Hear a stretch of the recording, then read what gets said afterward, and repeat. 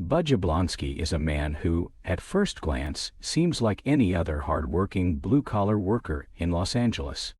The scorching California sun beats down on him as he loads his equipment into the back of his old, beaten-up pickup truck. He wears a faded baseball cap, sunglasses to shield his eyes from the glare, and a work shirt with his name stitched over the chest pocket. To the casual observer, Bud looks like just another pool cleaner, navigating from house to house in the sprawling suburbs, trying to make a living. But beneath this ordinary facade, Bud leads a secret and dangerous double life. His job as a pool cleaner is merely a cover, something he uses to blend in, to ensure no one suspects the truth about what he really does. The reality is far more perilous. Bud is not just a man scrubbing tiles and skimming leaves. He is a skilled and ruthless vampire hunter. For years, he has walked the fine line between the world of the living and the undead, exterminating creatures that lurk in the shadows. Every house he visits, every pool he pretends to clean, could be a battleground at any moment. On this particular day, Bud pulls up to a seemingly quiet, well-maintained suburban home. It belongs to an elderly woman, or at least that's what the neighbors would assume. The house itself looks unremarkable. Clean, with trimmed hedges, a fresh coat of paint, and wind chimes gently swaying on the porch. But Bud knows better. He senses something is off. Years of experience have given him an instinct for these things. A gut feeling that tells him when something is lurking beneath the surface. He steps out of his truck, grabbing his pool cleaning gear for show, but hidden among the equipment are his true tools: silver-lined weapons, stakes, and modified firearms specifically designed to kill vampires. Taking a deep breath, he walks toward the house, forcing a friendly, professional expression onto his face. He knocks on the door. A few moments pass before the door creaks open, revealing a frail-looking elderly woman with deep wrinkles, sunken eyes, and a warm yet unsettling smile. "Ah, the pool cleaner," she says, her voice soft, almost too kind. "Come in, dear." Bud steps inside cautiously, his eyes scanning the room for any signs of movement. The interior of the house is dimly lit, the curtains drawn tight to keep out the daylight. A faint, musty smell lingers in the air, mixed with something else, something metallic, something wrong. His grip tightens around the handle of his equipment bag. The old woman moves toward the kitchen, her steps slow and deliberate. "Would you like some tea before you start?" she asks, her voice carrying an eerie calmness. Bud doesn't answer. Instead, he watches her closely, noting the unnatural grace in her movements. That's when he sees it. The slightest flicker in her expression. A momentary glimpse of something predatory hiding beneath the surface. He has seen this before. He knows what she is. Without hesitation, Bud drops the act. His hand darts to his belt, pulling out a shotgun loaded with silver buckshot. He aims it at her. "Let's skip the small talk," he says firmly. For a split second, the room is silent. Then, in an instant, the old woman's face contorts into something monstrous. Her eyes turn pitch black, her jaw unhinges, revealing razor-sharp fangs. She lets out an ear-piercing shriek, launching herself at Bud with inhuman speed. He fires his shotgun, the blast ripping into her chest, sending her crashing backward. But she isn't dead. Not yet. Bud knows these older vampires are tougher, harder to kill. She snarls as she scrambles to her feet, moving unnaturally fast. Bud barely has time to reload before she lunges again. They crash through the living room, knocking over furniture as she swipes at him with elongated claws. He dodges, grabbing a wooden stake from his belt and driving it toward her chest. She twists at the last second, avoiding the fatal blow. The fight is brutal, relentless. Bud is slammed against the wall, his back hitting a bookshelf that topples over, sending books and picture frames crashing to the floor. The vampire pounces on him, her fangs just inches from his throat. He struggles, pushing against her with all his strength, his muscles burning from the effort. Then, with a final burst of energy, he grabs a silver-plated wire hidden in his sleeve and wraps it around her neck. He yanks it tight. The vampire thrashes violently, her screams filling the room, but Bud holds firm. The wire slices through her undead flesh, severing her head in one clean motion. Her body convulses before finally going limp. Panting, Bud pushes the corpse off him and stares at the mess around him. Blood stains the floor, furniture lies broken, and the once cozy home now resembles a war zone. He wipes the sweat from his brow and pulls out a pair of pliers from his bag. Kneeling down, he pries the vampire's fangs from her mouth. His real payday. The teeth of older vampires fetch a higher price on the black market, and right now he needs every dollar he can get. As he collects the fangs and shoves them into a small pouch, he hears a noise outside. A neighbor walking their dog slows down, glancing toward the house. Bud quickly moves to the front door, adjusting his shirt, trying to look as normal as possible. The neighbor gives him a curious look but doesn't say anything. He simply nods and keeps walking. Bud exhales. Another job done. But in the back of his mind, he knows that this kill is different. This vampire wasn't just some random bloodsucker. There was something important about her, something that would come back to haunt him. He doesn't realize it yet, but by taking out this particular vampire, he has just ignited a war that will soon put everything he loves in danger. He walks back to his truck, tossing the pouch of fangs onto the passenger seat. The sun is still high in the sky, the city buzzing with life. But Bud Jablonski knows that beneath the illusion of normalcy, darkness lurks. He grips the steering wheel, knowing that this is just the beginning of a much bigger fight. With one last glance at the house, he starts the engine and drives off, ready to face whatever comes next. After the brutal fight at the elderly vampire's house, Bud Jablonski drives through the streets of Los Angeles, gripping the steering wheel tightly. The warm afternoon light casts a golden glow over the city, but he barely notices. His mind is consumed by one thought: money. The fangs he collected from the kill sit in a small pouch on the passenger seat. He knows they aren't enough. Older vampire fangs fetch a decent price, but without the backing of the vampire hunting union, he has to rely on black market dealers who pay significantly less. He checks the rearview mirror, his reflection revealing exhaustion. His body aches from the earlier fight, but there's no time to rest. Bud makes a sharp turn and pulls into the parking lot of a small apartment complex. The building is old, paint peeling from its walls, and the metal staircases rattle underfoot. He climbs up to the second floor, taking a deep breath before knocking on a door. It opens to reveal Jocelyn, his ex-wife. She stands in the doorway, arms crossed, her expression unreadable. She's always had a way of making Bud feel 10 inches tall with just a look. Inside, their daughter Paige is sitting on the couch watching cartoons, her backpack half-zipped, revealing a stack of school books. Bud forces a smile, waving at her. She grins and rushes over, wrapping her small arms around his waist. "Hey, sweetheart," he says, ruffling her hair. Jocelyn watches them for a moment before sighing and stepping aside. "Come in," she says, though there's hesitation in her voice. Bud steps inside, the familiarity of the space hitting him immediately. Though it's not the home they once shared, it still carries echoes of the past. Paige's artwork stuck to the fridge, her stuffed animals scattered on the couch. He wishes things had turned out differently, but life had other plans.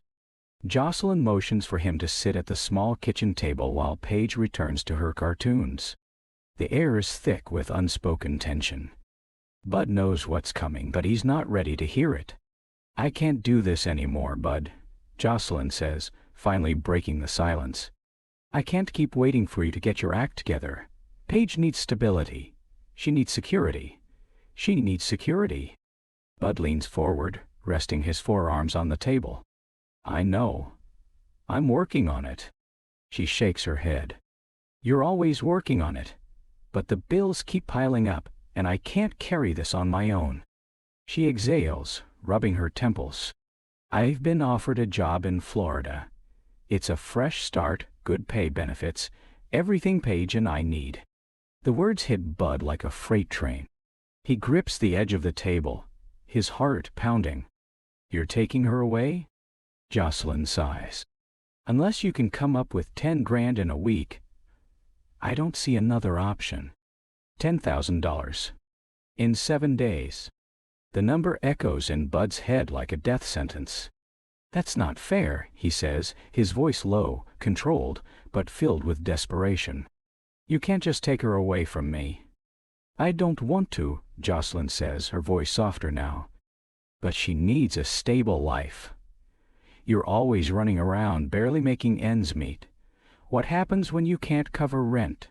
When you can't pay for her school? I'm not doing this to punish you. I'm doing it for her. Bud swallows the lump in his throat. He wants to argue, wants to tell her she's wrong, but deep down, he knows she has a point. He's been scraping by, barely holding things together. His job, his real job, is dangerous. He can't even tell Jocelyn what he really does, which makes it even harder to convince her that he can provide for their daughter. Jocelyn leans forward, her gaze steady. I'm giving you a chance, Bud, but I need to see something real, not just promises. Bud exhales slowly. He looks over at Paige, who's giggling at the cartoon on the screen, completely unaware of the storm brewing between her parents. His chest tightens. He can't lose her. I'll get the money, he says finally. Jocelyn studies him, skeptical but hopeful. I hope you do. Bud stands, his legs heavy. He kneels next to Paige, giving her another hug. I'll see you soon, sweetheart. Promise? She asks, tilting her head. Bud forces a smile. Promise. As he leaves the apartment, his mind is racing. 10 grand start. Fast. Tight. He knows there's only one way to get that kind of money in time. He needs to get back into the union. Driving through the city, Bud pulls out his phone and dials a familiar number. It rings twice before a deep, smooth voice answers. Bud, Big John says on the other end. Figured you'd be calling. I need back in, Bud says without hesitation.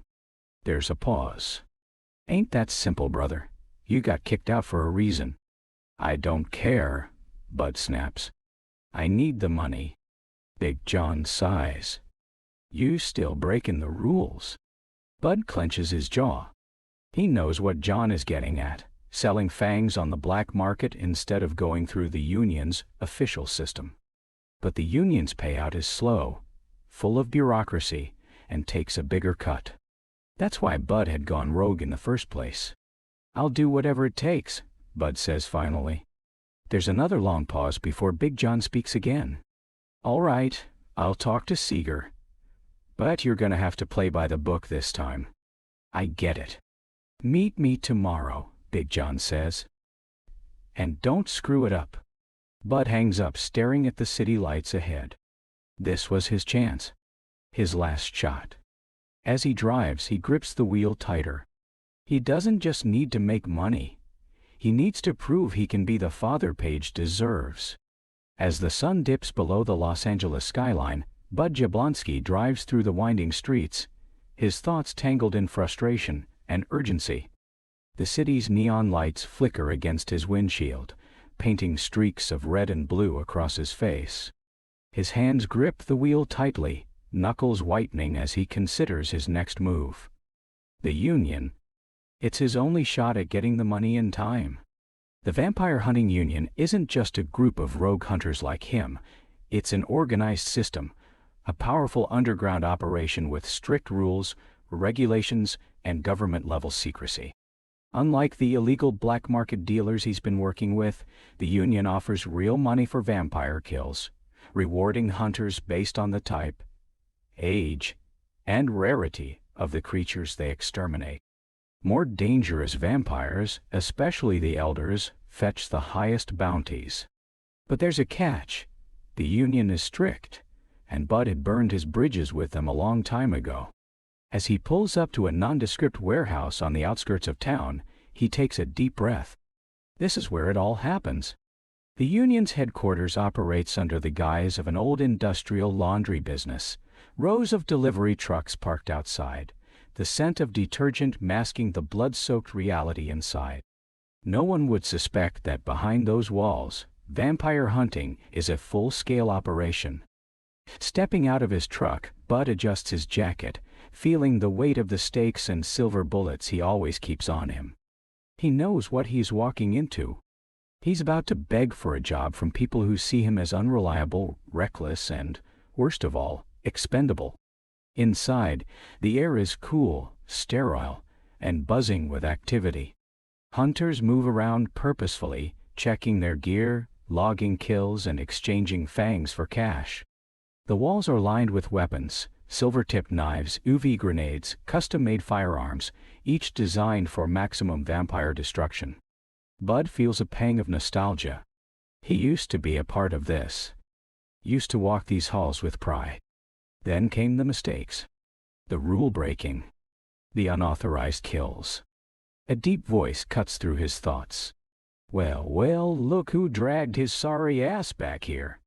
Bud turns to see Ralph Seeger, the union's grizzled supervisor, a man who looks like he's been killing vampires since the dawn of time. Seeger is built like. Bud Jablonski had walked into the union headquarters expecting resistance, but he hadn't expected this. Seeger, the grizzled union supervisor, leaned back in his chair, arms crossed, his expression unreadable. The dim overhead lights in the office cast sharp shadows on his scarred face. He had seen men like Bud before. Good hunters, great instincts, but too reckless, too willing to bend the rules. Bud had cost the union money, embarrassed them, and worst of all, ignored their policies. Letting him back in wasn't an easy decision. Bud sat across from him, tense but masking it with indifference. I just want to work, Seeger. Seeger sighed, shaking his head. You don't just waltz back in here like you own the place, Jablonski. You know how many rules you broke. Bud didn't answer. They both knew the list was long. Unauthorized kills. Selling fangs outside the union. Failure to file reports. The list went on. Seeger drummed his fingers against the desk before finally speaking again. You want back in? Fine. But there's a condition. Bud's jaw tightened. He knew there'd be a catch. What is it? Seeger smirked, the kind of smile that let Bud know he wasn't going to like what came next. You'll be assigned a partner, a union rep to keep an eye on you. Someone to make sure you don't pull your usual stunts. Bud frowned. He worked alone for a reason. A partner meant someone slowing him down, someone asking questions, someone getting in the way. Come on, Seeger, you know I don't. You don't get a say in this, Seeger interrupted, his voice firm. You screw up even once and you're out for good. No more second chances. Bud exhaled sharply. He didn't have a choice. If this was the price of getting back in, he'd have to deal with it. Fine, who is it? The door to Seeger's office swung open, and in walked the last person Bud expected. A tall, lanky man with neatly combed brown hair and thick-rimmed glasses stood awkwardly in the doorway. His suit was crisp, his tie perfectly knotted, and the nervous energy radiating off him was almost painful to witness. He held a leather-bound notebook against his chest like it was a shield. This, Seeger said, barely hiding his amusement, is Seth. Bud stared at the man, then back at Seeger. You've got to be kidding me. Seth cleared his throat, offering his hand. Seth Guzman, Union Compliance Officer. I'll be accompanying you on all hunts, verifying that you adhere to regulations, and ensuring all union policies are followed. Bud ignored the handshake, rubbing a hand over his face instead. Seeger, you're sticking me with a damn accountant. Seth frowned. Technically, I specialize in union protocol enforcement and financial assessment. Yeah, that sounds a lot like an accountant, Bud muttered, folding his arms. No offense, but you ever even see a vampire outside a file report? Seth straightened his glasses. I've read all the case studies. Extensively. Bud groaned. Great. So if a vampire tries to rip my throat out, you'll read it a bedtime story? Seeger leaned forward. Seth here's gonna watch your every move. You so much as sneeze the wrong way, I'll hear about it.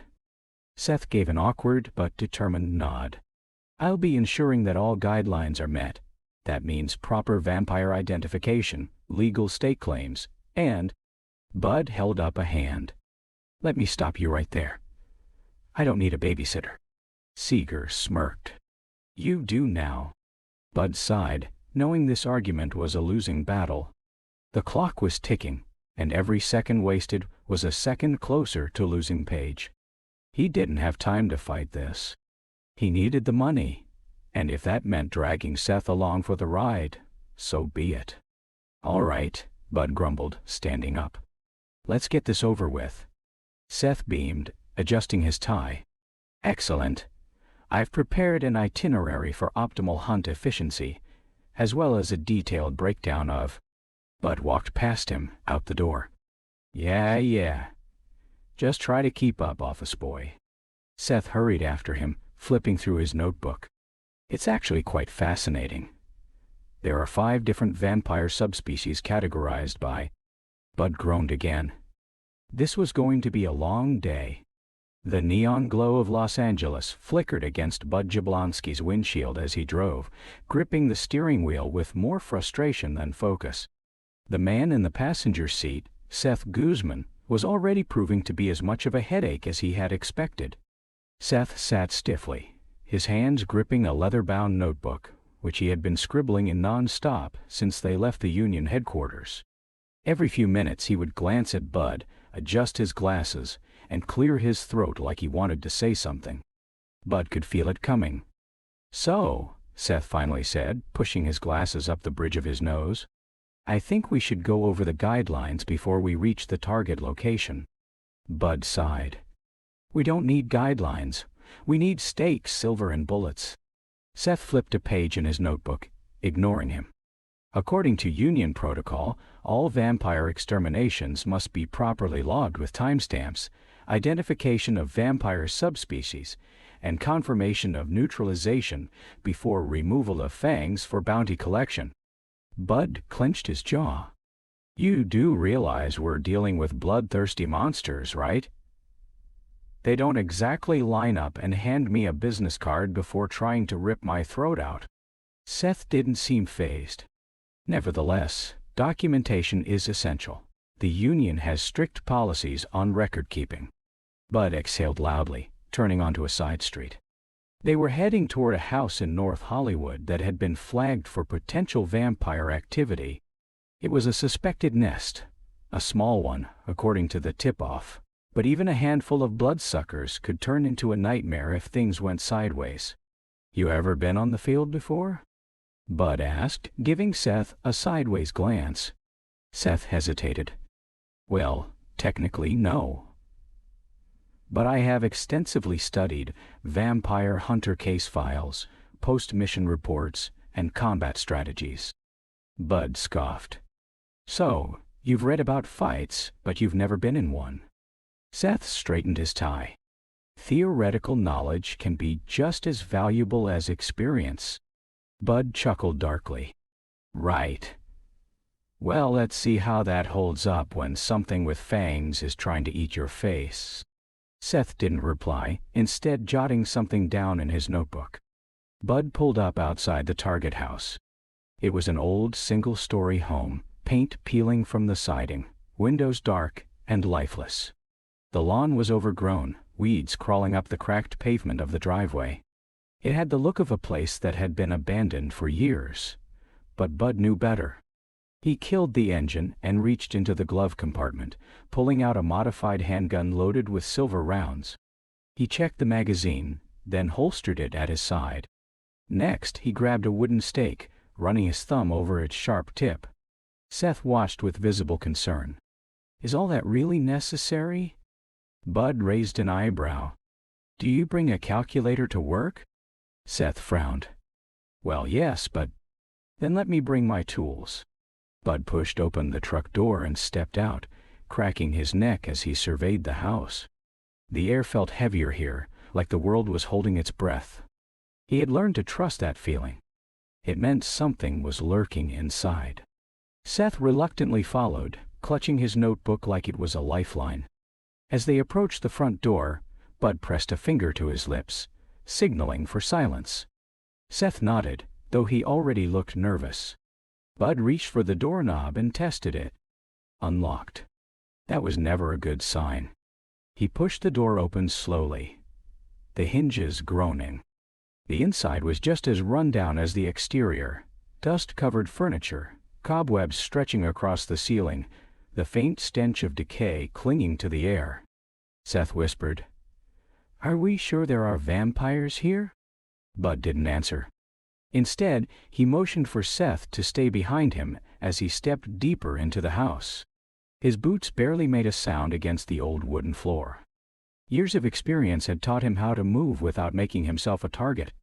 As they entered the living room, Bud noticed something that confirmed his suspicions. Blackout curtains. Heavy, thick fabric nailed over every window. No natural light had touched this place in a long time. Then he spotted it. A trail of dried blood smeared across the floor, leading down a dark hallway. Bud tightened his grip on the stake. "Stay behind me." Seth swallowed hard but nodded. They followed the blood trail cautiously, their footsteps echoing in the silence. The hallway led to a half-open door. Beyond it, the darkness seemed deeper, almost alive. Bud moved first, nudging the door open with the barrel of his gun. The room inside was a bedroom, except the bed was missing, replaced by a makeshift nest of torn blankets and old mattresses.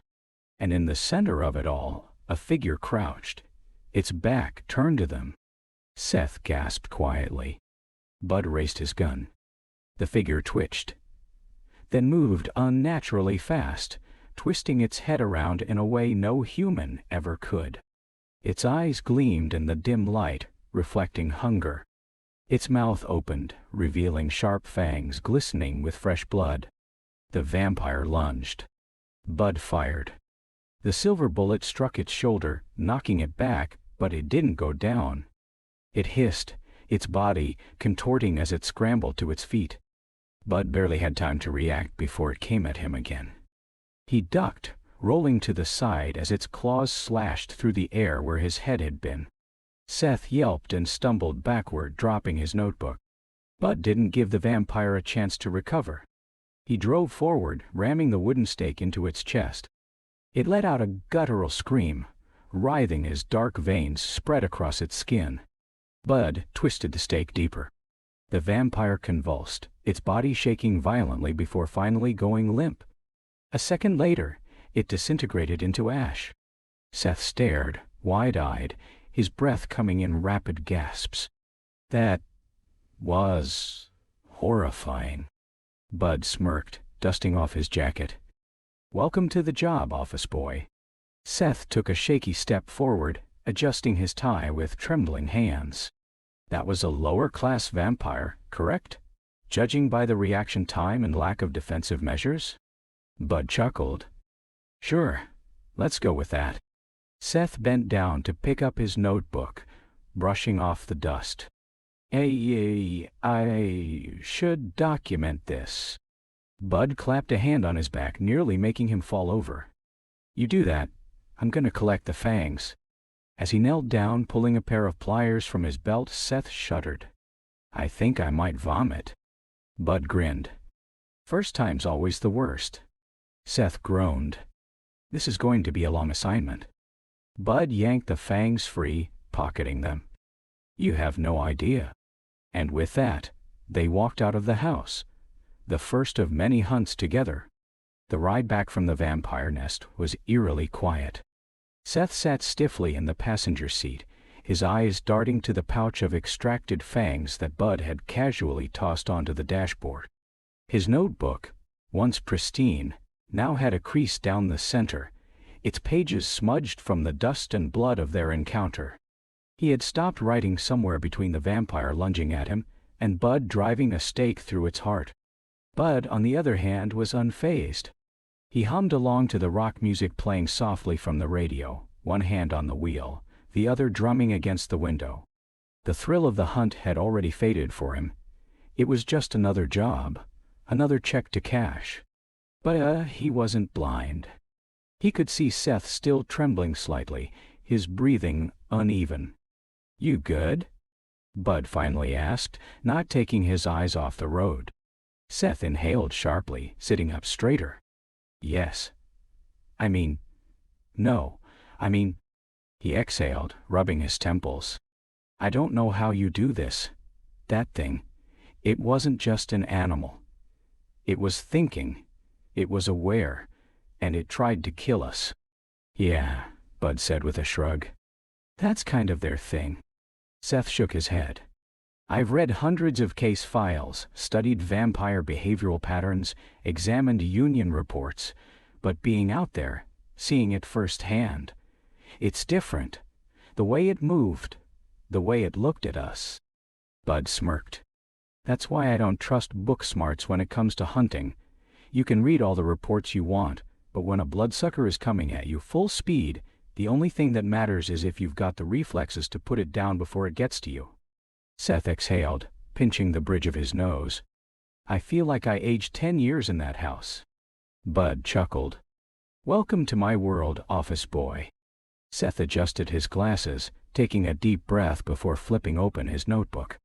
"All right, let's go over the hunt." Bud rolled his eyes. "Are we seriously doing this right now?" "Yes," Seth said firmly, regaining some of his composure. "If I'm going to be your union-appointed supervisor, I need to document every aspect of our missions." Bud sighed, slouching in his seat. "Fine. What do you want to know?" Seth clicked his pen. "Target classification. What type of vampire did we eliminate?" "Basic foot soldier." "A grunt," Bud said. "Probably turned in the last few years. Didn't have the speed or strength of an elder." Seth scribbled something down. "And the kill method?" "Silver bullet slowed it down. Stake finished the job." Seth nodded. "And fangs extracted for bounty?" Bud smirked. "Obviously." Seth pursed his lips, making a note before flipping to a fresh page. "All right, let's discuss what went wrong with the operation." Bud shot him a look. "Excuse me?" Seth adjusted his glasses. "You fired a shot in an unsecured space, potentially alerting any remaining vampires in the area. You also engaged in combat before assessing all possible exits, which could have resulted in an ambush." Bud groaned. "We didn't get ambushed because I handled it." Seth wasn't backing down. "Also, I was nearly killed." Bud smirked. "That's not my fault. You froze up. If I wasn't there, you'd be vampire chow." Seth huffed. "I did not freeze up." Bud raised an eyebrow. "Oh, really? When that thing lunged at you, what was your big counterattack plan?" Seth hesitated.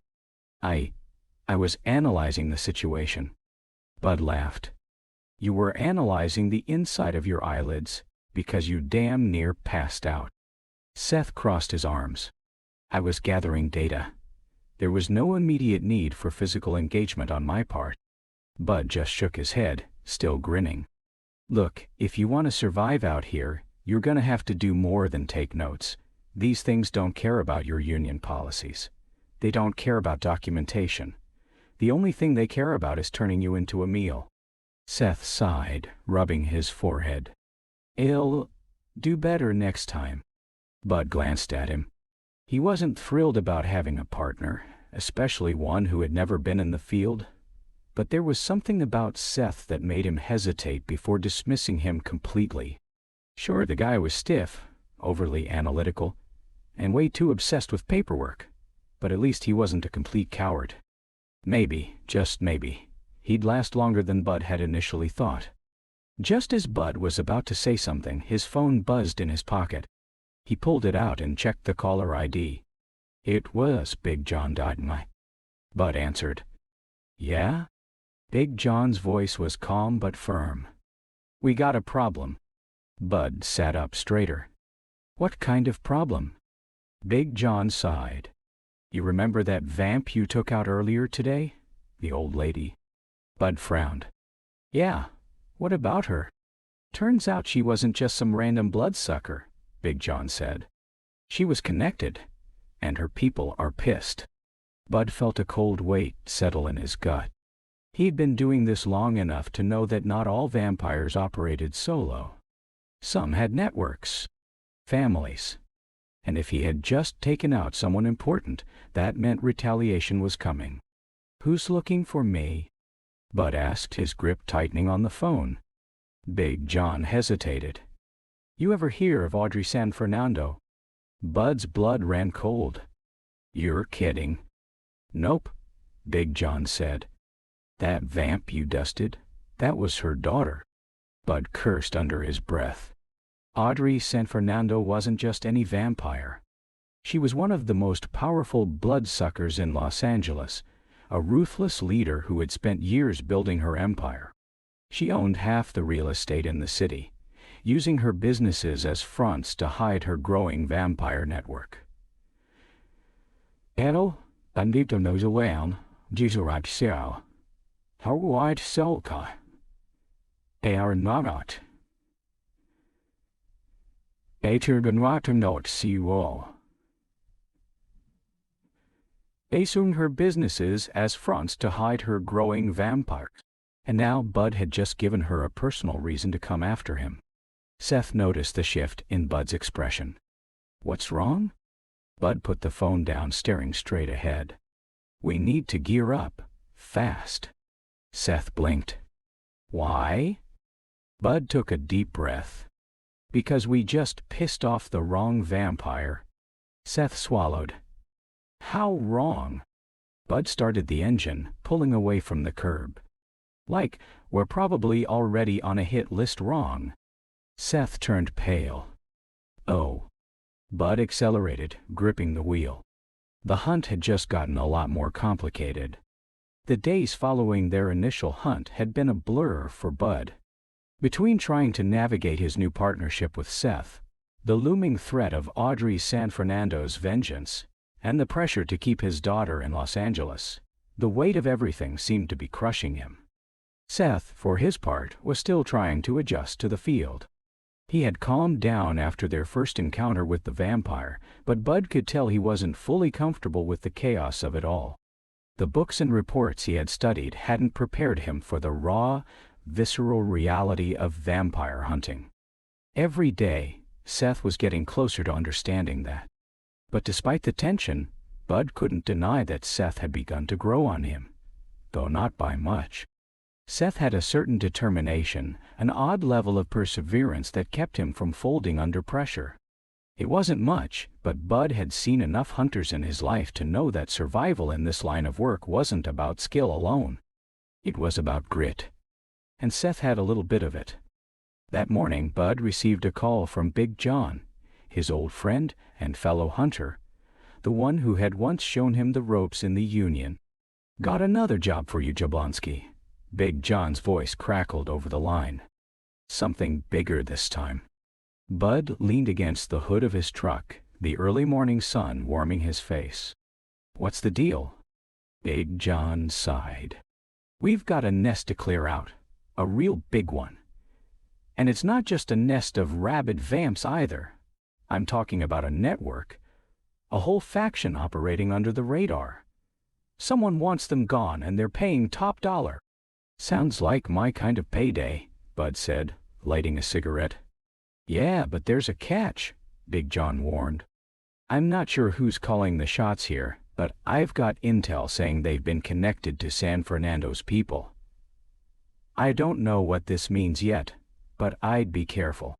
Bud felt the familiar tightening in his chest, the creeping sense of dread that had haunted him ever since he killed Audrey's daughter.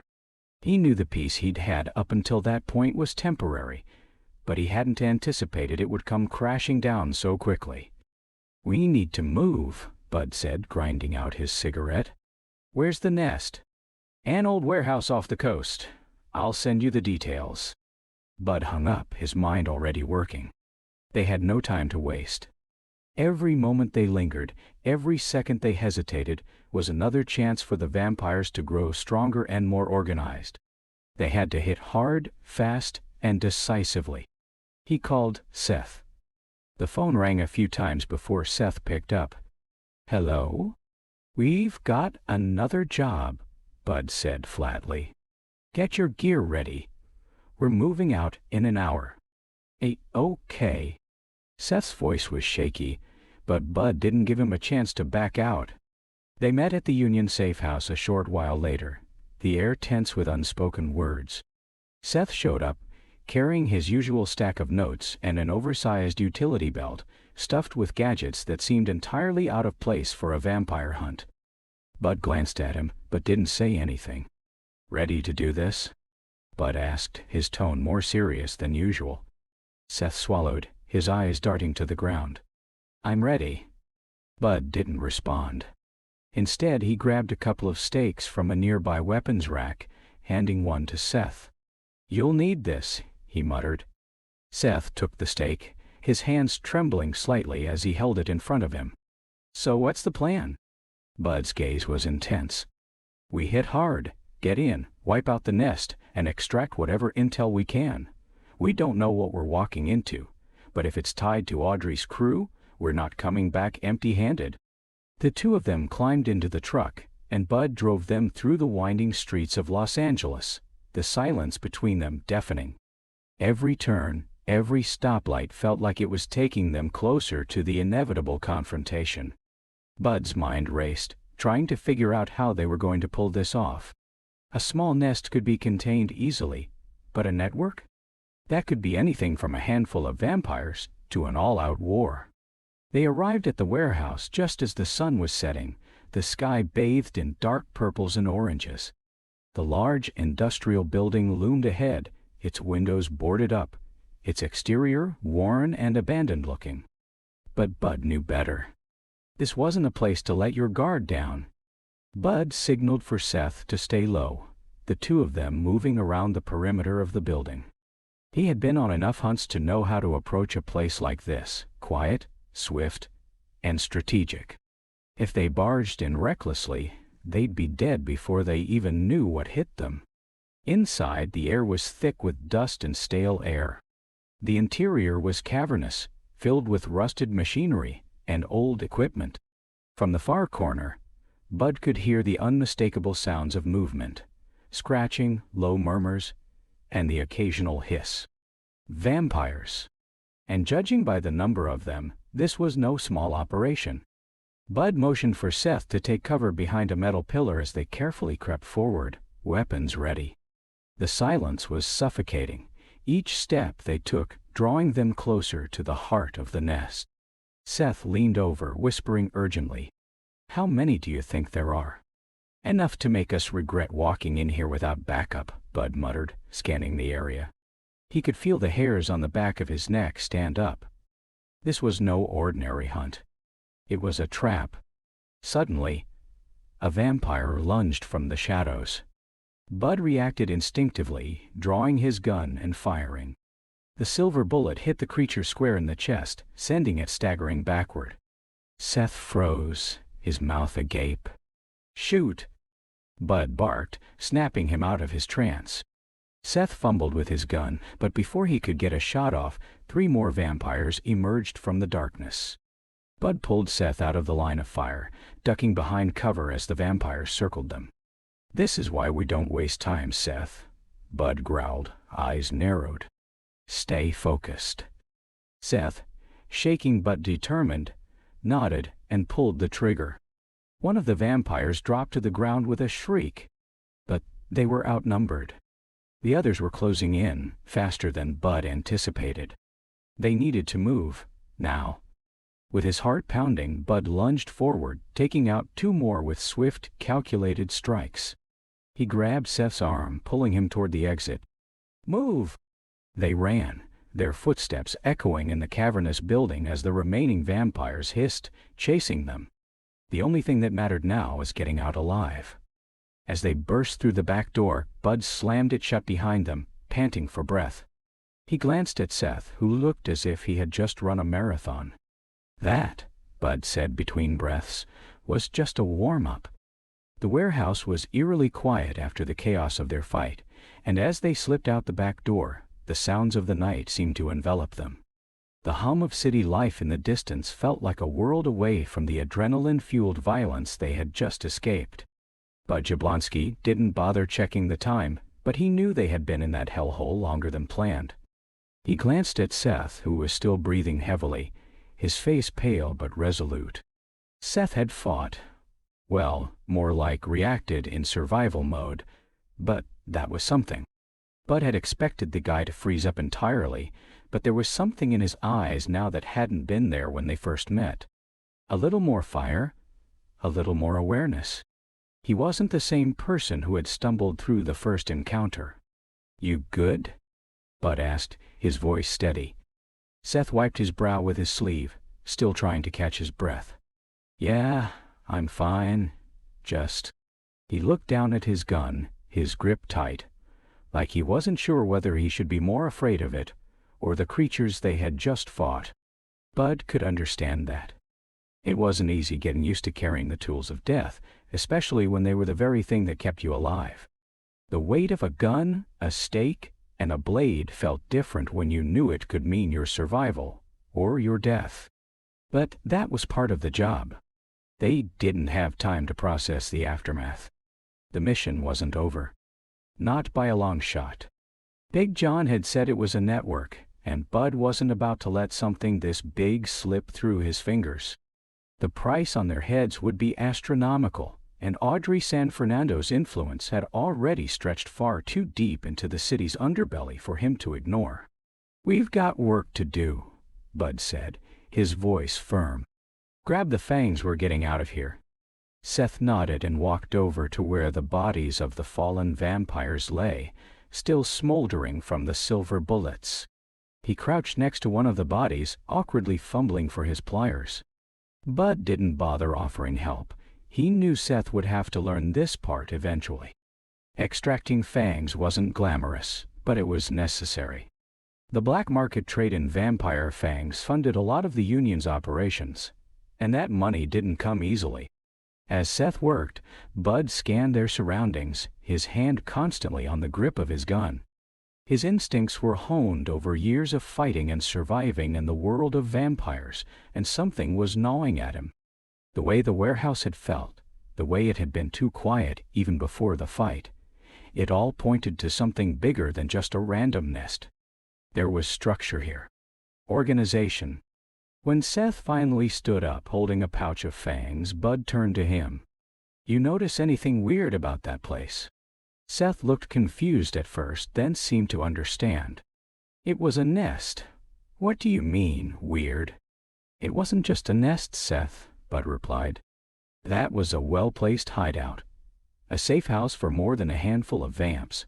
There were markings on the walls, hidden symbols that I've seen before, signs of a more organized group." Seth blinked, then frowned. "You think they're working for Audrey?" "Not working for her," Bud corrected, his eyes narrowing. "But they're definitely tied to her in some way. That was no random group of rogues. They're coordinated, and they have resources. This is bigger than I thought." Seth swallowed, clearly processing the gravity of the situation. "So what now?" Bud looked toward the street, where the glow of city lights flickered. "We don't go back to the Union yet. We don't report this." He turned to Seth, his voice low but intense. "We do this our way. We find out who's running this operation and put a stop to it. If we go back now, we're handing over a piece of the puzzle without knowing how big it really is." Seth nodded, but Bud could see the doubt in his eyes. He was still processing everything. The kills, the violence, the fact that they had just taken down part of a larger network. Seth was a good guy, maybe too good for this kind of work, but Bud needed him now. He needed someone who could think, even if that meant dragging him into the muck of the vampire world. They moved quickly, back to the truck. Bud slid into the driver's seat, his hands gripping the wheel with practiced ease. Seth climbed into the passenger side, still holding the pouch of fangs. The sound of the engine starting was almost comforting in its normality, a stark contrast to the chaos of the warehouse. "Where are we going?" Seth asked, adjusting his seatbelt, clearly trying to calm himself. Bud didn't answer immediately, his eyes scanning the street ahead. "We're going to get more intel. We need to figure out who's running this show. The nest wasn't random, and the way those vampires were reacting. There's someone with power behind them, someone who's pulling strings." Seth looked out the window, the lights of the city flashing by. "But how do we find them?" Bud didn't answer right away, his mind already ticking through possibilities. He knew a few people in the underworld, people who didn't ask too many questions as long as they were paid. One of them, a former informant named Hector, operated on the edges of the vampire world. Hector wasn't a direct ally of Audrey's, but he knew who was and could probably point them in the right direction. "We'll talk to Hector," Bud said finally. "He owes me a favor." Seth shifted in his seat, clearly uneasy. "I don't know, Bud. What if this goes too far? We're already risking a lot just by being involved in this." Bud glanced at him. "You're in it now, Seth. There's no backing out. You've seen how far this goes, and it's not just some freaky night job. People's lives are at stake. We finish this, or we don't walk away at all." Seth's silence was loud. The weight of what they were doing had fully settled on him now. He wasn't just working for the union anymore.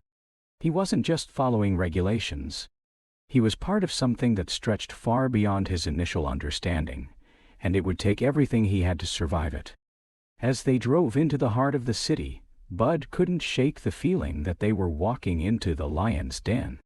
The network they had uncovered was far more dangerous than he had anticipated, and if they didn't act fast, they could find themselves in a situation where escape was no longer an option. There was no turning back now.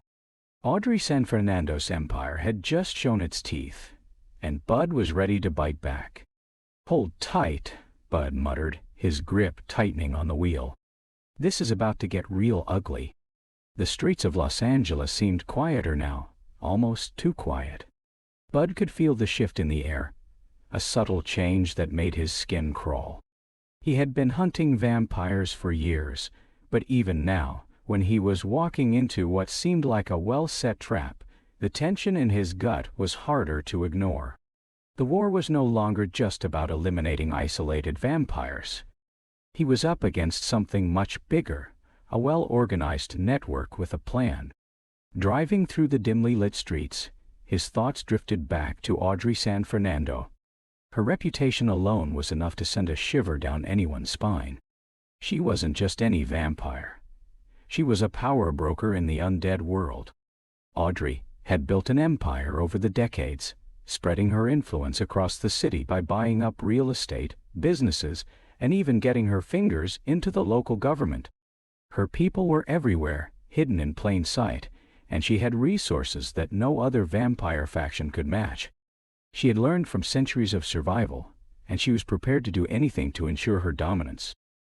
"Do you think she'll come after us directly?" Seth asked, breaking the silence that had settled between them in the truck. Bud's grip tightened on the steering wheel. The question had been haunting him ever since he killed Audrey's daughter. He hadn't wanted to admit it, but deep down he knew the answer. Audrey wouldn't just let it go. No vampire of her stature could afford to lose face like that. "She's coming for us, Seth," Bud said, his voice low and heavy. "She doesn't take slights like that lightly, and I'm betting she won't wait around to deal with us later. She's going to come for us now, and she's going to make it personal." Seth's face paled. How do we stop someone like that? How do we fight her? Bud let out a harsh breath, not answering right away. The answer was simple, but not one Seth was going to like. "You don't." "We can't kill her," Bud said finally. "Not directly.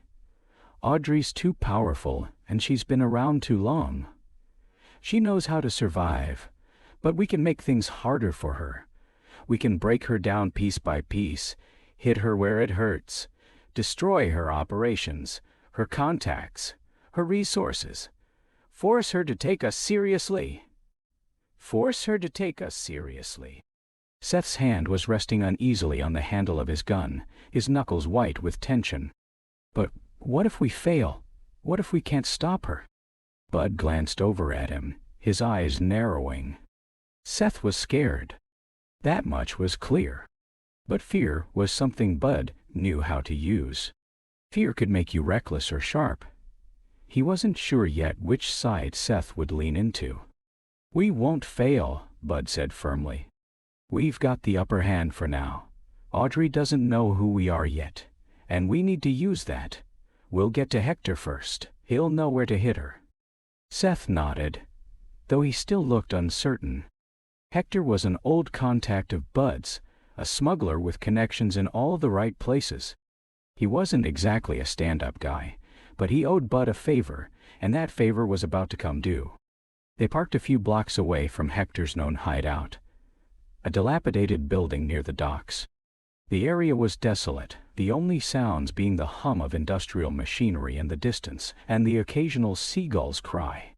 The building itself was squat and nondescript, perfect for someone who needed to keep a low profile. Hector wasn't the kind of guy who would advertise his business. "We go in, get the intel, and get out," Bud instructed as he double-checked his weapons. He wasn't just carrying the usual load of stakes and guns today. He'd brought a few more surprises, a few UV grenades and a few vials of liquid silver, just in case things went south. Seth nodded, pulling his jacket tighter around him, trying to look confident. Bud could see the hesitation in his eyes, but there wasn't time to waste. They were already behind the curve. The longer they waited, the more time Audrey had to react. They approached the entrance, and Bud motioned for Seth to wait. His instincts had never let him down before, and they weren't about to now. He approached the door with caution, listening for any sounds from within. There was no movement, at least none that was obvious. He nudged the door open just a crack, peering inside. Hector's hideout was dark, lit only by the flickering glow of a single light bulb. Bud motioned for Seth to follow, and they slipped inside. The smell of salt and dampness lingered in the air as they moved deeper into the building.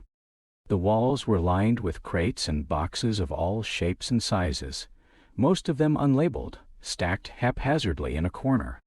Bud moved with the precision of someone who had done this 100 times before.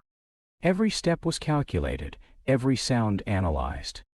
They reached a small back room, and Bud knocked twice on the door, a code they had used in the past. A muffled voice from inside answered, and the door creaked open. "Who's there?" Hector's voice was rough, like he'd been smoking for decades. He was a stocky man with a thick beard, and his eyes narrowed as they stepped into the room. "It's me, Jablonski," Bud said. "I need info, and I need it fast." Hector's gaze flickered to Seth, then back to Bud. "You know the deal. You don't come here unless you've got something important." Bud didn't waste time with pleasantries. "I'm looking for info on Audrey San Fernando's people. They're getting organized, and I need to know where her network is running, what's she up to." Hector's expression shifted, a flicker of recognition passing over his face. "San Fernando? You're diving into dangerous waters, Jablonski. That's a whole different ballgame. You sure you want to go there?" Bud leaned in, his tone cold. "I don't have a choice.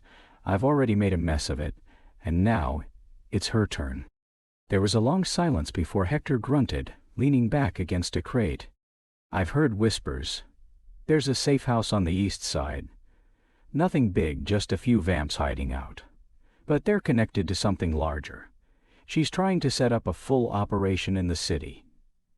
If you mess with that, you mess with all of her assets." Bud's mind was racing. This was it. This was the lead they needed. "Where is it?" Bud asked. Hector hesitated for a moment, clearly weighing the risk of giving up the information. Finally, he reached into his pocket and pulled out a small folded piece of paper. "I don't want to know what you do with this, Jablonski. Just remember, you owe me another favor." Bud took the paper, tucking it into his jacket. "I'll be in touch." As they left Hector's hideout, the city stretched out before them, dark, dangerous, and teeming with secrets. They had a lead, but they also had a ticking clock. Audrey San Fernando was coming for them, and now they had the chance to strike back. But even as they drove toward the next confrontation, Bud couldn't shake the feeling that they were just beginning to scratch the surface. The war for Los Angeles had only just begun, and neither he nor Seth had any idea how deep it would go. The days following their meeting with Hector felt like a ticking time bomb. Bud couldn't shake the feeling that everything was about to spiral out of control. They had a lead, a location, a potential safe house, and they were closer than ever to uncovering the true extent of Audrey San Fernando's operation in the city. But that lead also made them vulnerable. The closer they got to her, the higher the risk, and with each passing hour, the tension weighed heavier on Bud's chest. As they pulled up to the designated area, a decaying industrial complex on the outskirts of Los Angeles, Bud's instincts kicked in. The place had all the telltale signs of a vampire nest, secluded, grimy, and almost too quiet. The kind of place you could disappear into and never be heard from again. There were no lights on the exterior, no movement, no sounds of human activity. To any passerby, it looked like a ghost building, abandoned and forgotten. But Bud knew better. It was far from empty. He glanced over at Seth, who was sitting rigidly in the passenger seat, his hands clenched around his bag of equipment. Bud could tell that Seth was still trying to come to terms with the brutal nature of their work. The guy had guts, no doubt about that, but the real test would be what he did when they were out there, facing the unknown, confronting the terrifying creatures that waited in the dark. "You ready?" Bud asked, his voice low. Seth hesitated for a split second before nodding. "I guess I'll have to be." Bud didn't respond. There was no pep talk to give. No words of encouragement. The reality was simple. Either you survived, or you didn't. No amount of preparation could change that. What mattered was what you did when the blood started flying, when the vamps came at you in the dead of night, fangs bared and claws extended. They got out of the truck, moving with practiced stealth, keeping low as they approached the entrance to the building. Bud kept a hand on the handle of his gun, his senses alert to every sound, every shift in the air. He could feel the weight of the silence pressing down on them, and it didn't sit right. Something was off. When they reached the front door, Bud gave Seth a brief glance before pushing it open slowly. The hinges creaked in protest, sending an uneasy chill through the air. Inside was dark, the only light coming from a series of broken windows that let in slivers of moonlight. It smelled like mildew and old blood. The walls were covered in graffiti, symbols and markings that Bud had seen before, signs of a vampire clan, a signature from someone who wanted to establish control. The sound of their footsteps echoed in the cavernous space as they made their way deeper into the building. Bud's eyes darted around, scanning every shadow. He could hear faint rustling noises ahead, low murmurs that hinted at the presence of others. He motioned for Seth to stay close, then gestured for him to follow as they crept down a narrow hallway, where the temperature seemed to drop even further. Seth's breathing was shallow, and Bud could hear his heartbeat thudding in his ears. There was no going back now. They reached a large, open area at the center of the building. At first glance, it looked like an old warehouse, with stacks of crates and tarped-off areas lining the walls. But Bud's gaze shifted to the far corner, where a cluster of figures were gathered around a large fire. Several vampires, their pale skin illuminated by the flickering flames, sat in a circle, talking in low voices. Bud motioned for Seth to stay behind him, stepping cautiously forward. His grip tightened on his weapon. The moment had arrived. "Stay close," Bud whispered, though he didn't expect Seth to stray too far. The vampires hadn't noticed them yet, and Bud took advantage of the moment to observe. There were at least 5 of them, all in varying states of disrepair, their eyes glowing faintly in the dark. These weren't the well-kept, powerful vampires like Audrey's inner circle. They were stragglers, the type that would align with anyone offering protection or power. Bud knew this wasn't the heart of Audrey's operation, but it was a part of it. A valuable link in the chain. Suddenly, one of the vampires, a tall, gaunt figure, looked up sharply. His eyes narrowed when he saw Bud and Seth. "New blood," the vampire said with a sneer. His voice was raspy, like it hadn't been used in years. "You're not supposed to be here." Before Bud could respond, the vampire lunged forward with unnatural speed, grabbing a rusted pipe from the ground and swinging it in their direction. Bud sidestepped, but Seth froze, wide-eyed, unable to react. "Get down," Bud yelled, tackling Seth to the ground as the pipe whizzed by them. He rolled away, pulling Seth with him, narrowly avoiding the sharp edge of the metal. Seth blinked, still in shock. What was that?" "Survival," Bud muttered, pulling Seth to his feet. They weren't out of danger yet. The vampire was already on the move, another figure following behind him. There was no time to waste. Bud aimed his gun at the first attacker, pulling the trigger. The bullet hit its mark, but the vampire didn't go down. Instead, it let out a growl, moving faster than before. Bud cursed under his breath. These weren't just ordinary vampires. They were enhanced, likely the result of some twisted experiment or dark magic. But there was no time to analyze it. They needed to fight and survive. Seth, now seemingly coming to his senses, pulled out his stake, lunging at the second vampire who was making its way toward them. His aim was shaky, but he managed to drive the stake into its heart and the vampire crumpled into dust. "Good job," Bud shouted, his voice tinged with approval. Seth nodded, still panting from the rush of adrenaline.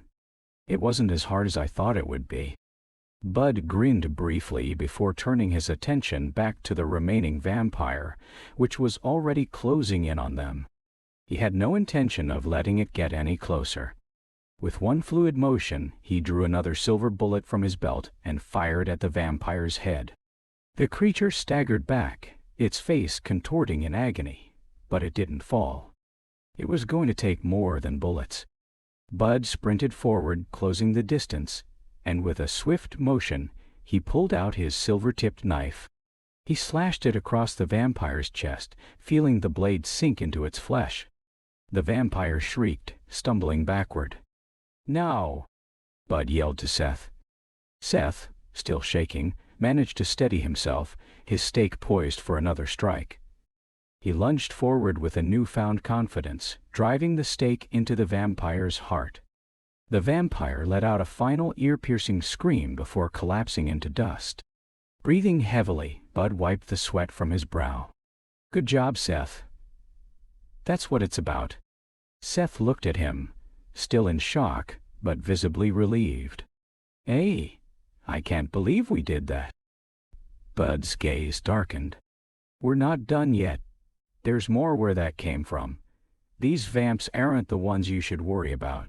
They're just pawns. Audrey's people are playing a bigger game, and it's time we stepped in." Seth nodded, the seriousness of the situation settling in. "I'm ready, whatever it takes." Bud couldn't help but feel a sense of pride in Seth. They weren't just surviving anymore. They were becoming something more. A team. And if they were going to make it out of this alive, they needed that bond more than ever. The war was far from over. The night had settled deep into the city, but Bud's mind was wide awake, racing with thoughts as they made their way back to their truck. The warehouse had been a battleground, but it was only one of many, and he knew this was just the beginning. Their fight against Audrey San Fernando's vampire empire was no longer a simple job. It had escalated into something much larger, something more dangerous than either of them could have anticipated. As they drove through the dark streets of Los Angeles, the occasional flash of neon signs reflected off the windshield, casting an almost surreal glow inside the truck. Bud's knuckles were white against the steering wheel. He hadn't let his guard down since they entered the warehouse, and that instinct to remain alert was only intensifying as he thought about what came next. Seth, sitting quietly beside him, was visibly shaken. His face was still pale, his hands slightly trembling as he adjusted his grip on his weapon. He hadn't expected the violence to hit this close to home, but Bud knew there was no other way. In this world, hesitation was just as dangerous as death itself. Seth broke the silence. "Do you think we've made things worse? I mean, going after them like this? After her?" His voice was quieter now, filled with uncertainty. Bud's gaze stayed fixed on the road ahead. "We're not making it worse. We're making it better. She's not going to stop until we're dead, Seth. If we let her keep pushing, there'll be more bodies on the streets, more innocent people dying. We hit back now, or we wait until she's got complete control of this city." Seth didn't respond immediately. He was processing it all, learning what it meant to live in the shadow of someone like Audrey San Fernando, who had carved a place of power for herself in a world where the dead ruled the night. But Seth wasn't like the others in Audrey's network. He wasn't a ruthless killer or a manipulator. Seth was the kind of guy who looked for solutions in rules and structure, but that kind of thinking would get him killed here. In the vampire world, rules didn't apply. "Do you think she'll retaliate soon?" Seth asked, his eyes focused on the road ahead, though he wasn't really looking at anything. "Of course," Bud answered. "But retaliation isn't always immediate. She'll wait, she'll plot, but we can't afford to wait for her. We need to make our next move count." Seth shifted in his seat. "What does that look like? What's the next move?" Bud's fingers drummed against the wheel as he turned a corner, eyes scanning the empty streets. "We need intel, and we need a plan. That warehouse wasn't the headquarters. It was a piece of the puzzle. We find out who's running this operation, how far their influence goes, and how to take it down from the inside." Seth stared at him, then nodded, but Bud could see the doubt still lingering. It wasn't that Seth didn't want to help, it was that he wasn't sure he was prepared for what they were about to face. "Let's hit Hector up again. He's got to know more," Bud said, his tone firm, even though he knew Hector might not be the most reliable source. He didn't like going back to people like Hector, but right now they had few choices. The night air was cool as they pulled into Hector's hideout. The building was even darker than the last time they visited, the streetlights casting long shadows against the cracked pavement. Bud wasn't sure what to expect when they walked through those doors, but he wasn't going to let Hector off easy this time. They needed answers, and they needed them fast. Seth followed behind, his steps hesitant, but determined. They were in this together now. It was no longer just about surviving. It was about ending this war before it consumed everything. Bud knocked twice on the door, and it opened just a crack, revealing Hector's familiar face. His expression was more guarded this time, but he stepped back to let them in without hesitation. "You two again?" Hector grunted, clearly unimpressed but also intrigued. "Didn't expect you to come back after that last little stunt." Bud didn't waste time with pleasantries. "We need more information. About Audrey. About her people. The nest we found, it's connected to something bigger. We need to know who's pulling the strings." Hector narrowed his eyes. "Look, you're digging in deep, Jablonski. You sure you want to go all the way down this rabbit hole? Audrey's not someone you mess with lightly. Her reach goes further than you think." Bud didn't flinch. "We don't have a choice anymore. She made it personal. We're taking her down. So you can either help us or get out of the way." Seth shifted uncomfortably but stayed quiet. Hector looked back and forth between the two of them, then sighed heavily. "Fine," Hector said, reaching into a drawer and pulling out a map. He spread it out on a nearby table. "I know a few things. I've been hearing whispers. The safe houses aren't the only thing she's got hidden. There's a facility, somewhere beneath the city. Her operation isn't just limited to the surface. It's deep underground." Bud leaned in, narrowing his eyes at the map. "Underground facility? What is it?" Hector tapped a location near the docks. "I don't know everything, but I've heard talk. Something big's being hidden down there. Weapons, supplies, maybe even new recruits. I think Audrey's been working on a way to expand her influence. It's not just the city anymore. She's looking to move outward, extend her reach. Seth looked over at Bud. How do we get in? Bud didn't look away from the map. We don't walk in through the front door.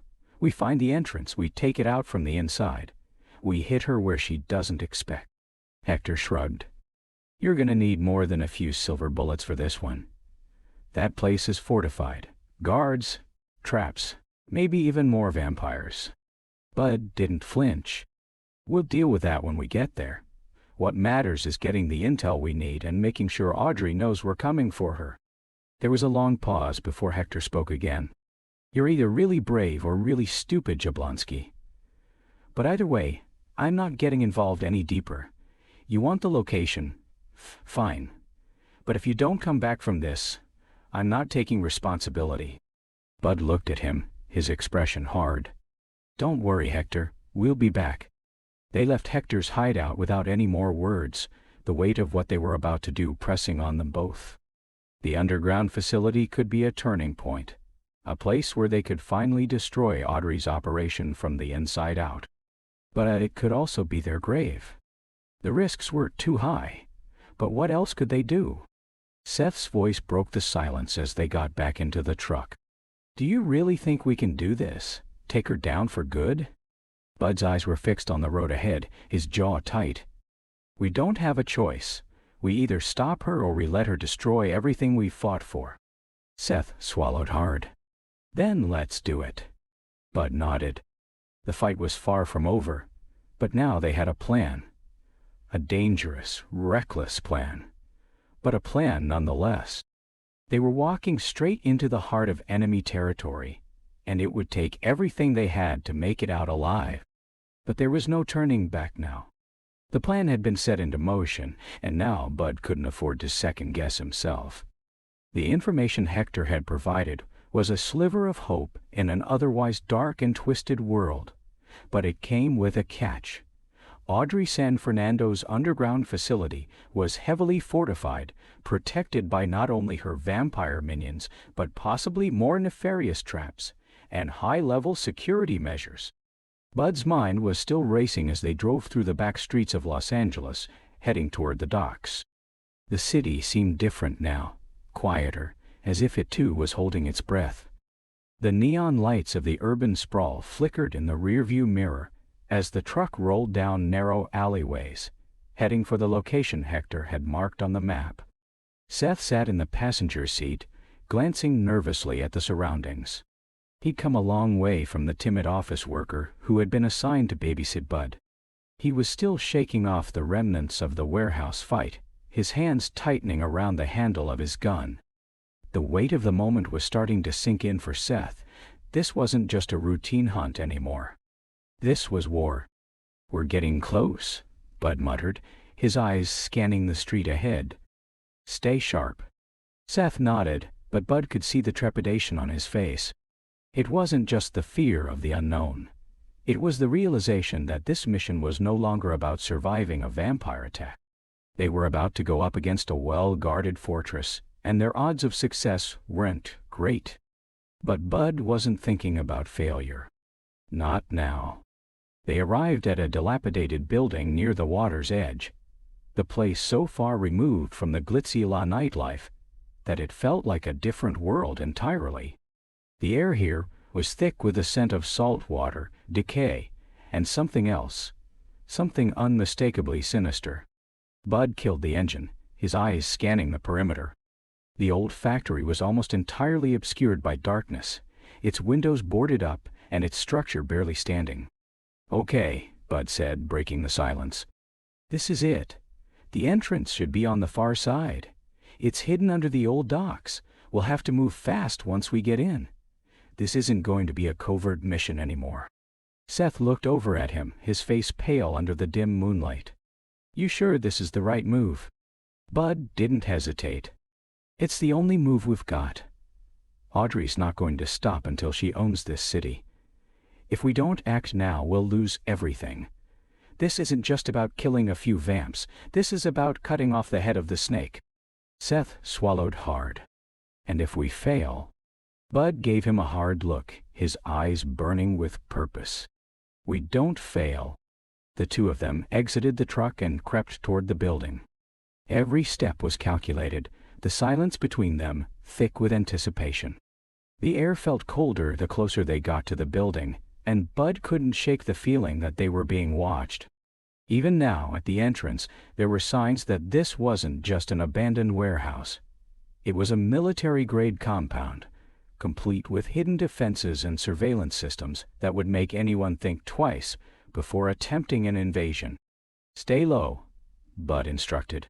He reached into his coat pocket, pulling out a small infrared scope. "We'll have a better chance of avoiding detection if we don't walk straight in. Stay off the main paths." Seth nodded but didn't say anything. The plan was clear. They had to get inside and find the control room, wherever it was, before Audrey's people could mobilize against them. But there was one major problem. They didn't know what lay behind the walls. They reached the side of the building, where a rusted metal door was concealed in the shadow of a stack of discarded crates. Bud checked the locks. No surprise. It was reinforced and solid. He pulled out a set of lockpicks, his fingers moving deftly as he worked on the mechanism. Seth watched nervously, his grip tightening on his stake. With a quiet click, the door creaked open, revealing a dark corridor inside. Bud led the way, stepping cautiously into the dimly lit space. The air inside was musty, with the faint smell of something metallic that made Bud's skin crawl. They moved down the corridor, staying close to the walls to avoid any detection. Every step felt like it might be their last, but Bud's experience kept him steady. As they rounded a corner, they encountered their first real challenge. A pair of vampires were standing guard, their eyes glowing in the near darkness. They were chatting in low, guttural voices, their postures relaxed. Bud motioned for Seth to stay behind a pillar as he surveyed the situation. There were too many for him to take on alone without alerting the rest of the facility. "You think you can take them both?" Bud whispered to Seth. Seth's eyes darted nervously. "Hey, what, now?" Bud looked over at him, his face set in a hard expression. "We've got one shot at this. We either take them out silently, or we fight. We make the call." Seth's breathing quickened. It was clear he was terrified, but there was something else in his eyes now, resolve. He wasn't going to back down. Not anymore. "All right," Seth said, his voice low but steady. "I'll do it. Just don't leave me hanging." Bud gave him a quick nod. "Follow my lead." With the quick precision of a trained hunter, Bud moved first, his body a blur as he crossed the space between them and the vampires. He dove forward, grabbing the closest vampire by the throat and snapping his neck in a single fluid motion. The second vampire let out a startled hiss, but Seth was already on top of him. With a swift strike, Seth drove his stake into the vampire's heart, and the creature crumpled to the floor in a heap of ash. Bud took a moment to catch his breath, wiping his hand on his sleeve. He turned to Seth, who was visibly shaken but holding his ground. "Good work," Bud said, his tone almost approving. Seth, still breathing heavily, gave a shaky nod. "Thanks. Stay focused," Bud interrupted, his voice low. "We're just getting started." They continued down the hall, past more guards, each one neutralized quickly and quietly by the same tactics. It wasn't long before they reached a large metal door, the unmistakable hum of electronics coming from the other side. This was it, the heart of the operation. Bud glanced at Seth, who nodded, his expression determined. The door was locked, but this time it was nothing that a well-placed explosive charge couldn't handle. Bud set the charge, and within moments they were inside, the blast knocking the door off its hinges and sending a shockwave through the room. The air inside was thick with the stench of technology and blood. It was a control room, filled with monitors and wires running along the walls. At the center of the room was a massive vault-like door, and behind it, Bud could sense the real prize. Intel on Audrey's operation, perhaps even her plans for expanding her empire. But the moment they stepped inside, they knew they were not alone. A voice echoed from the shadows. "I knew you'd come." Bud's heart sank as Audrey San Fernando stepped out from the darkness, her eyes cold, calculating. This wasn't just a fight for survival anymore. This was the endgame. "You've been making a lot of noise, Jablonski," she said, her voice smooth but dripping with malice. "But it's over. You should have stayed out of it." The final confrontation had begun, and there would be no turning back now. The air in the control room felt heavy, thick with tension. Bud's senses were on high alert as Audrey San Fernando, the vampire queen of Los Angeles, stepped out of the shadows, her presence almost suffocating. Her cold, calculating gaze swept over Bud and Seth as if she were assessing prey. The last thing Bud had expected was to find her here, in the belly of the beast, waiting for them. She wasn't just going to let them waltz in and walk away. No, this was her domain now. Her voice, smooth and venomous, sliced through the silence. "I must admit I was hoping you wouldn't come. But here we are." Bud clenched his jaw, eyes narrowing, every muscle in his body tense. He knew the stakes had just been raised. Audrey wasn't some low-level vampire. She was a powerhouse, a centuries-old force that had built an empire on fear and control. Taking her down wasn't just a matter of fighting strength. It was about strategy, precision, and luck. "You're the one who started this," Bud said, his voice steady despite the storm brewing inside him. "You think you can just run this city, use it as your playground?" Audrey smiled, a cruel, almost maternal grin. "I don't just use this city, Jablonski. I own it. And I will own it for as long as I choose. But I suppose that's not why you're here, is it? You're here because you think you can stop me. You think you can put an end to all this." Bud didn't answer right away. Instead, he reached for his gun, fingers brushing the cold metal. But Audrey was faster. Before he could even pull it from his holster, she was across the room in the blink of an eye, standing between him and Seth, a wicked grin spreading across her face. "I don't think so," she said softly, almost affectionately. "This is my city. You're just a flea, Jablonski, and fleas are easy to squash." Seth stepped back, his hand shaking as he reached for his own stake, but Audrey's presence seemed to freeze him in place. She turned her gaze on him, her eyes narrowing with a predatory gleam. "And you," she purred. "I can sense it. You're weak. You've never truly understood the power of what we are, have you? You've never had to live in the darkness that I've walked through for centuries." Seth was paralyzed, his breathing shallow, but Bud wasn't about to let her have the upper hand. With one swift motion, he drew his silver-tipped blade from his belt, slashing it through the air toward Audrey. She dodged, her speed impossible to follow, and in the blink of an eye, she was behind him, her cold breath brushing against the back of his neck. "You think Silver's going to stop me?" she whispered. Bud spun on his heel, driving his knife forward, but Audrey vanished once more, reappearing at the other end of the room. She was toying with them, testing their limits, enjoying the hunt. Seth, still trembling but desperate to fight, charged toward her with his stake raised. But Audrey merely flicked her wrist, and Seth was thrown back across the room, slamming into the steel wall with a sickening thud. Bud's heart raced. Seth was unconscious. Maybe worse. He couldn't afford to lose him. He needed Seth to get out of here alive. But he also needed to finish what he had started. "Stay down, Seth," Bud yelled, but his voice barely registered. Audrey was too fast, too powerful. Audrey laughed, the sound rich with malice. "You think you can defeat me? I'm immortal, Jablonski. You're just a man, a mortal man. You can't win against someone like me." Bud's eyes flickered to Seth, who was lying motionless against the wall, and then back to Audrey. There had to be a way. There had to be a weakness. "You're right," Bud said, his voice low and tight with controlled rage. I can't beat you on my own. But maybe we can. Audrey's smile faltered for just a moment. But it was enough. Bud seized the opportunity, lunging forward with the silver knife. He aimed for her chest, but Audrey was already moving, her body shifting faster than he could track. She grabbed his arm mid-strike, twisting it painfully behind his back, and he felt the muscles in his shoulder strain to the breaking point.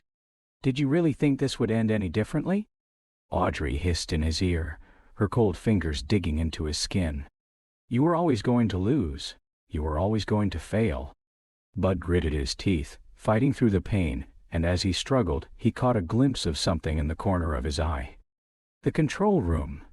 Specifically, the vault-like door behind Audrey. The very thing that had been the prize that was now within reach. The intel, the information that could cripple her operation. In that moment, Bud realized what he had to do. He had to buy them time. He had to disable the facility's power. It was their only shot at surviving this encounter. With a burst of strength, Bud twisted his body, dislodging himself from Audrey's grip and throwing himself to the floor. He didn't wait. Without thinking, he sprinted toward the control panel. Audrey's shrill laugh echoed through the room as she let him go. Foolish. You think you can escape me by... But Bud didn't care about what she was saying. He was at the control panel now, fumbling with the wires. His mind raced, his fingers moving quickly, but with purpose.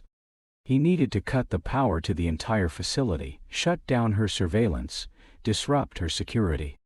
If he could do that, they'd have a chance to escape, maybe even take her down once and for all. Behind him, he heard Audrey's voice rise in fury. You can't escape me. He yanked at the wires, using his knife to slice through the thick cables. Sparks flew, and for a split second, Bud thought he had failed. But then the lights flickered and went out, plunging the room into complete darkness. For a brief moment, everything was silent. Then, the sound of Audrey's footsteps came toward him. He could hear the rage in her breath as she tried to find him in the dark. Bud stood still, his body tense and ready. He didn't have long. He needed to get Seth out of there. Audrey's figure loomed in the darkness, her eyes glowing faintly as she stepped forward. You think this will stop me? She growled. You think a few electrical wires can change anything? Bud didn't answer. Instead, he reached down and grabbed the nearest thing he could find, a small metal rod. He used it as a makeshift weapon, swinging it at her with all the force he could muster. She dodged again, but Bud was faster this time. He connected with her arm, knocking her off balance for a fraction of a second. It was enough. Bud grabbed Seth, dragging him to his feet and pushing him toward the exit.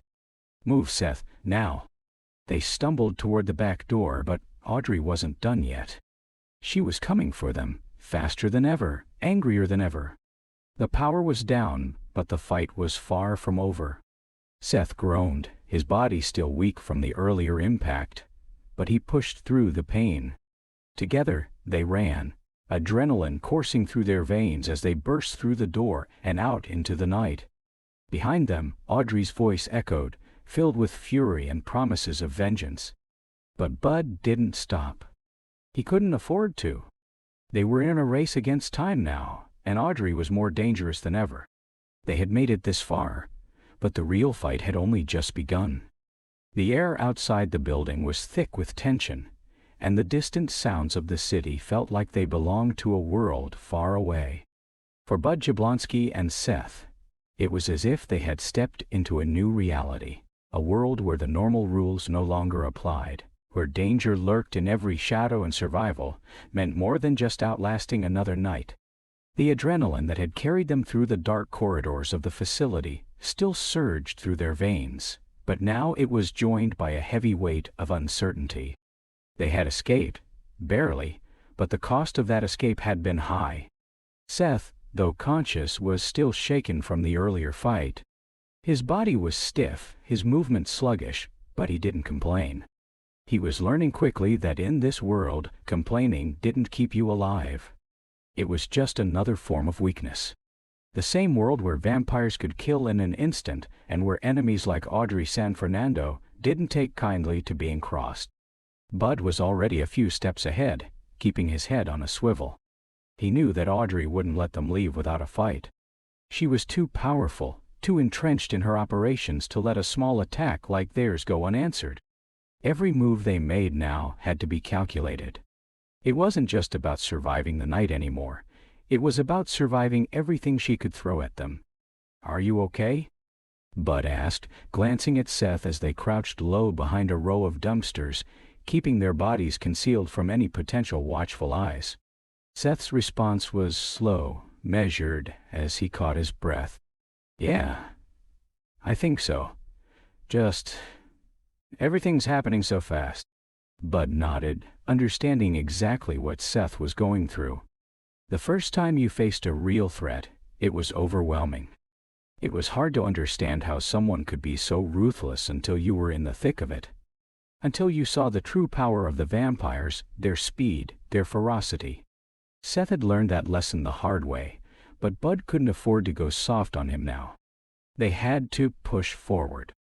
There was no time for reflection, not until they were safe. "We'll talk later. Right now we need to move," Bud said, his voice low but firm.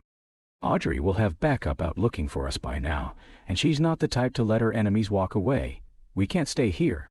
Seth nodded again, his eyes filled with determination despite the lingering tremor in his hands.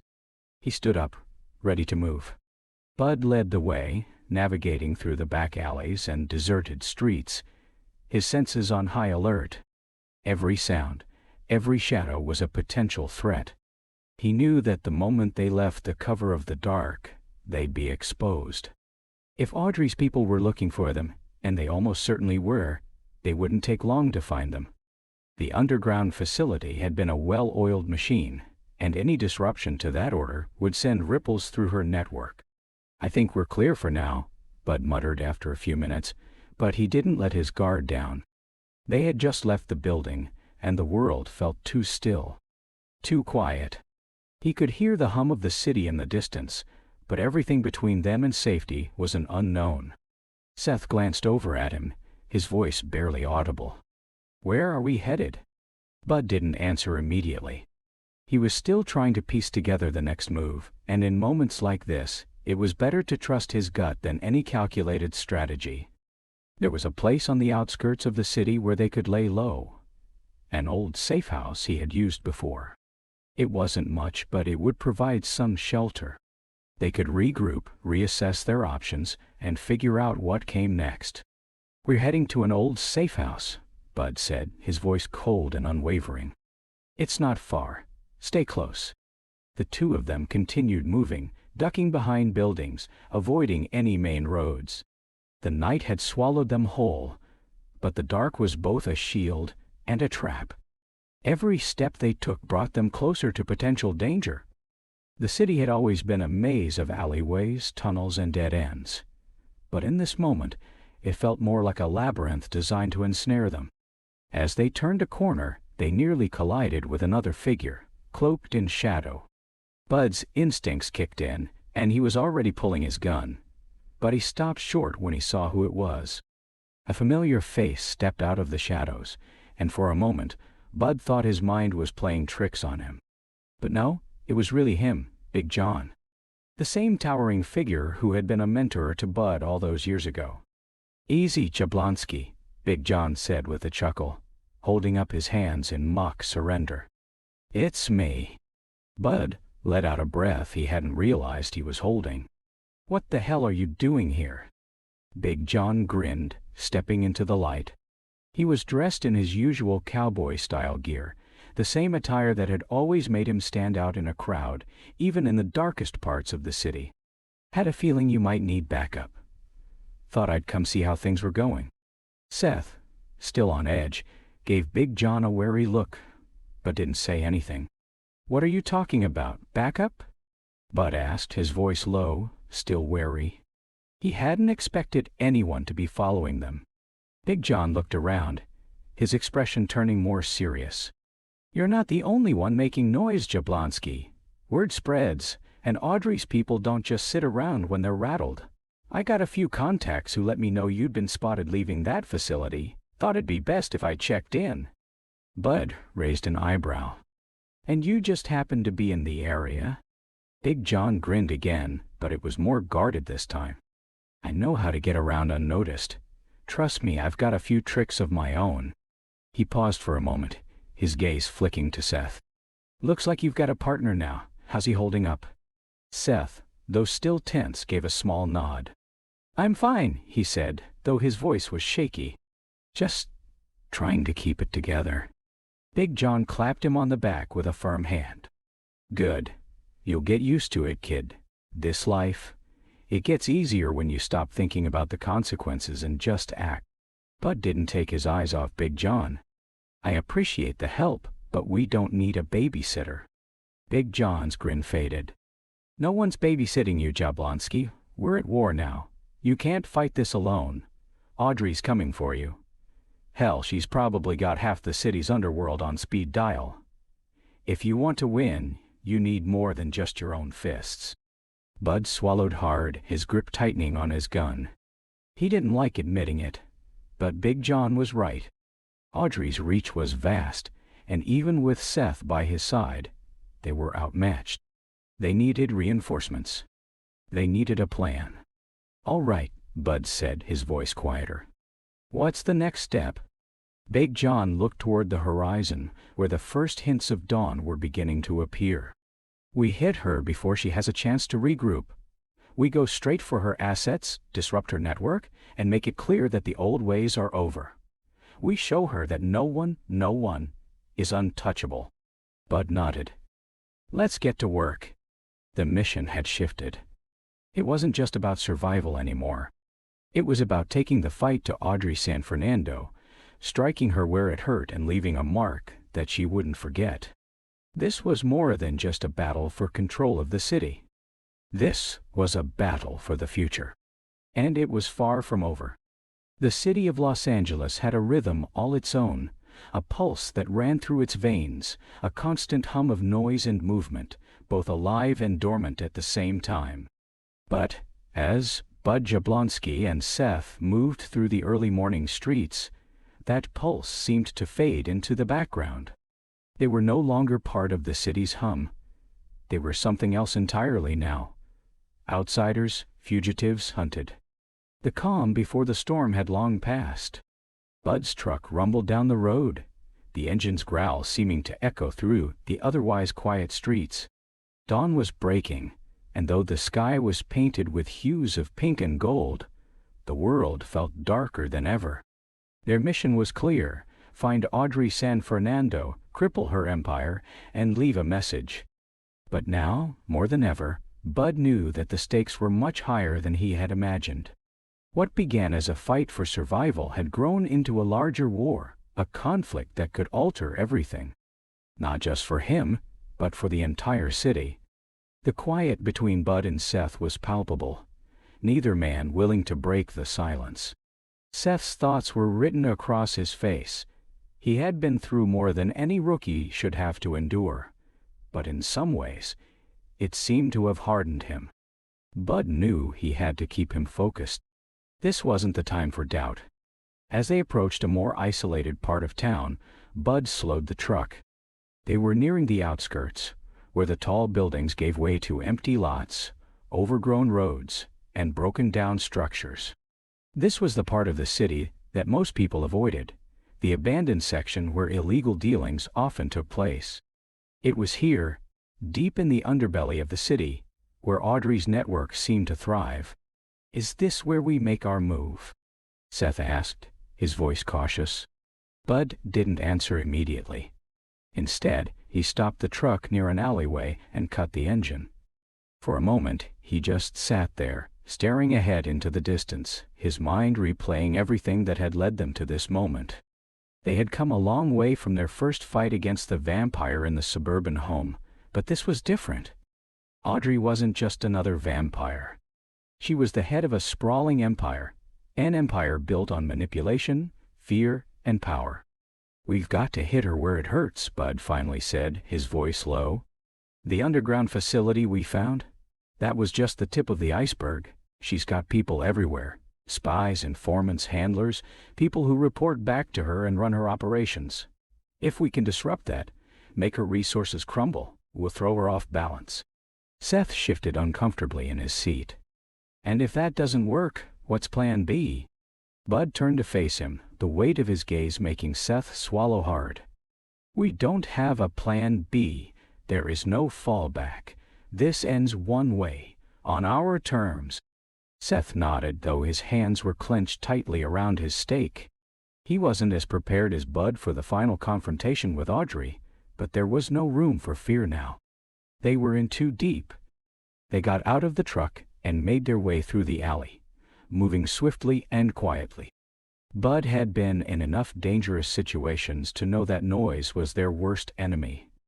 The only sounds that mattered now were their footsteps, and even those seemed too loud as they neared a building that had been flagged by Hector. The same building Audrey had reportedly been hiding some of her most valuable assets. If there was anything they could use to their advantage, it was here. Seth looked around nervously as they approached the door. The building appeared abandoned. Windows boarded up, graffiti scrawled across the walls, and rusted metal doors that looked like they hadn't been touched in years. But Bud knew better than to trust appearances. "This is it," Bud said, his voice steady but filled with urgency. "We make our move now, and we don't stop." He didn't wait for a response before he pushed open the creaky door. The inside was just as expected. Dark, dank, and forgotten. But hidden within this shell, Bud knew, were Audrey's secrets. They moved quickly, sweeping through the corridors with practiced precision. The building's interior was labyrinthine, with narrow hallways and rooms that seemed to go on forever. Every corner was a potential hiding spot, every shadow a lurking threat.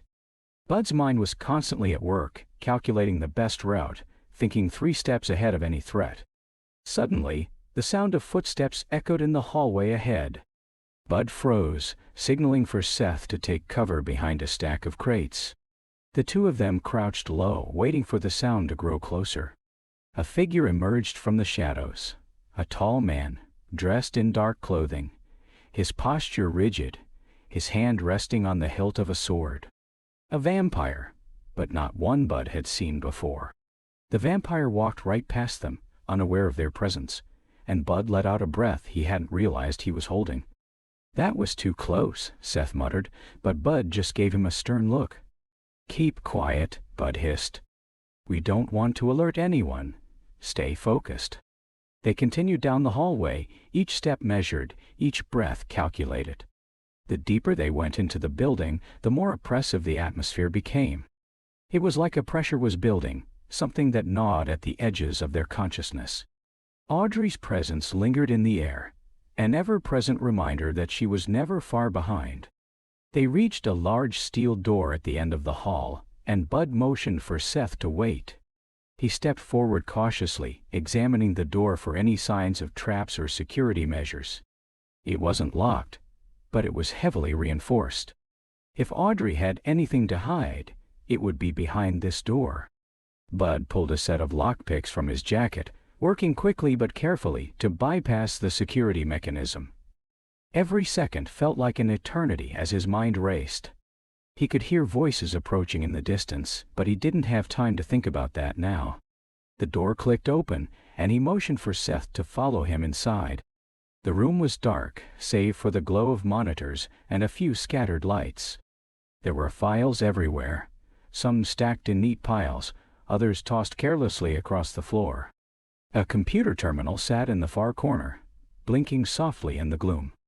This was it, the heart of Audrey's operations. Bud moved quickly, scanning the files and computer for anything useful. "We need to find her playbook," he muttered, flipping through the papers. But nothing stood out immediately. He clicked on the computer, trying to access the files, but they were password protected. He cursed under his breath. Seth, growing increasingly agitated, walked over to one of the desks. He picked up a file, flipping through it. "Bud, check this out," he said, his voice barely above a whisper. Bud turned to see what Seth was holding, A photograph of a building, one Bud recognized instantly.